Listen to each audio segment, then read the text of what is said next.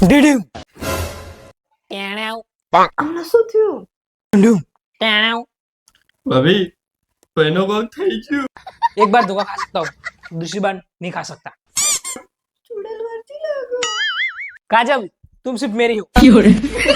डुम टेणाव चम ફેરથી આવી તો મમ્મી ઊભી રાખ. આજ શું કરી? શાકમાં મીઠું વધારે પડી ગયું ને એટલે. એટલે આ મમ્મી તો જબરી કરી. આ લે જો મમ્મી મમ્મી મબેરાન તે પાઉ બાર ઉભું રાખ્યું.